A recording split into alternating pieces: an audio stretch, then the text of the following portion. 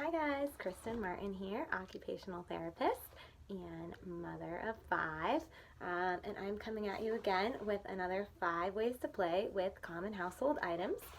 And today we are going to talk about ways to play with a laundry basket. Now it would be great if our kids could just help us with laundry and doing laundry, taking it out of the dryer, out of the washing machine, moving it along, putting it in the basket. Is a great upper body strengthening activity, but because that's not super motivating for most kids, I'm going to give you 5 other ways that we can play with laundry baskets.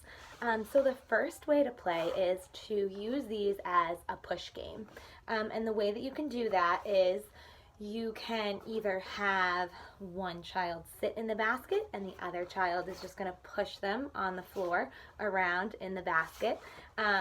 Or if you don't want to play that way and you just want to have one person play, you can load this. I like to load the bottom of it with something heavy, so maybe some heavy cans or a heavy backpack, and then your child can push around maybe their favorite stuffed animals or their favorite superheroes or cars or whatever it may be, and they can just push that baby all throughout the house.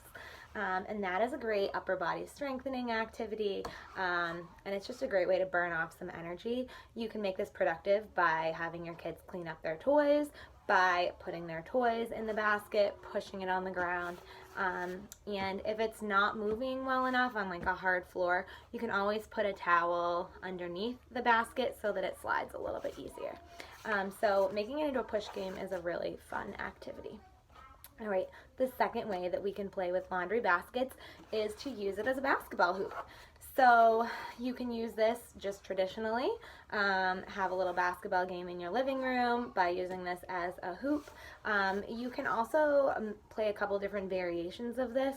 So if you want to turn this into more of a learning activity, you can write math problems on a piece of paper, or you can put out pictures on pieces of paper that you want your child to identify, or words that they may need to spell, letters, colors of paper, whatever. Spread it around the room, have your child grab the paper, crumple it up, and then shoot it into the laundry basket basketball hoop.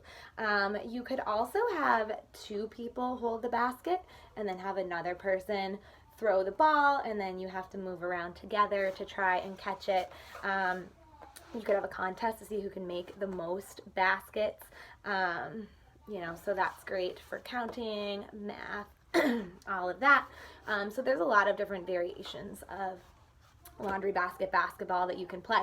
You can also make the hoop higher or lower by putting it, say, on top of a couch versus on the floor. So you can change the challenge for different age groups and levels. The third way that you can play with laundry baskets is to turn them into a cozy spot. And the way that you can do this is just by putting pillows in the laundry basket, and that will just give your child a cozy spot for reading or watching television. Your child could also get creative and turn your laundry basket into a boat, or you can tape paper plates on the side, turn it into a car, and have a drive-in movie night with that. But this is great because it just gives really nice kind of deep pressure input, like we talked about, that some kids really crave, and it can be really calming for them as they're trying to read or do schoolwork, things like that. The fourth way that we can use laundry baskets is you could flip it over, or you can keep it up like this, but sometimes it's fun to just flip them over and use it as a put-in activity.